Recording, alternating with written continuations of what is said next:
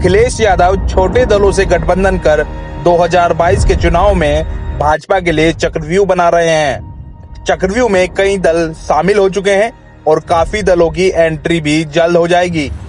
पश्चिमी यूपी में रालोद से गठबंधन तय है। आजाद समाज पार्टी से भी गठबंधन की उम्मीद है।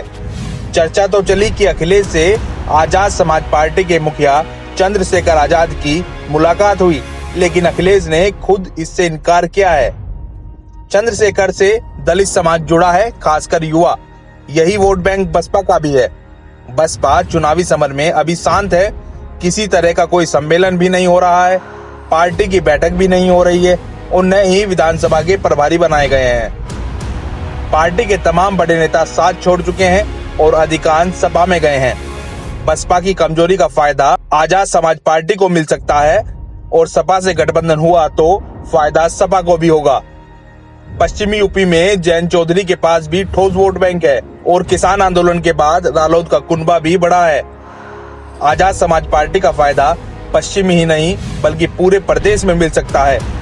जिला पंचायत के चुनाव में आजाद समाज पार्टी के कई उम्मीदवार भी जीते थे।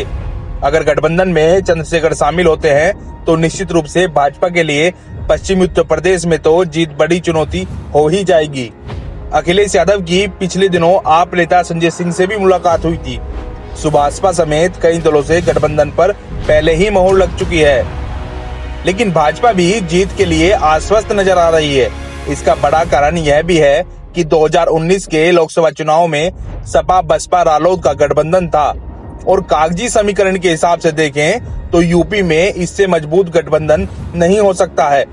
लेकिन चुनाव परिणाम आए तो भाजपा की एक तरफा जीत हुई। अखिलेश यादव की पत्नी डिंपल यादव और रामगोपाल यादव के बेटे अक्षय यादव तक चुनाव हार गए थे। चौधरी अजीत सिंह और जैन चौधरी की भी हार हुई थी। अब सवाल यह है कि तब से अब में क्या अंतर आया है। एक तो लोकसभा और विधानसभा चुनाव में ही अंतर होता है। सबसे बड़ी बात यह है कि पश्चिमी उत्तर प्रदेश में रालोद यानी जैन चौधरी पहले से मजबूत हुए हैं। किसान आंदोलन मुख्य कारण है।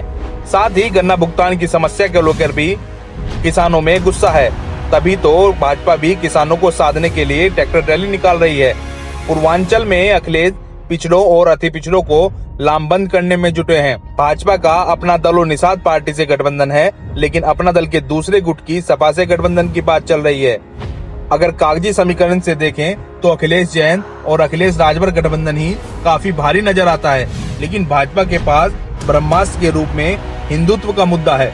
अब देखना होगा कि यह ब्रह्मास्त्र इस बार कितना काम आता है।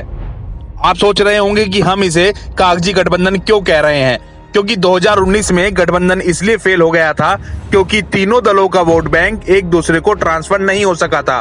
और अगर ऐसा इस बार भी होता है तो निश्चित रूप से गठबंधन भाजपा का मुकाबला नहीं कर पाएगा।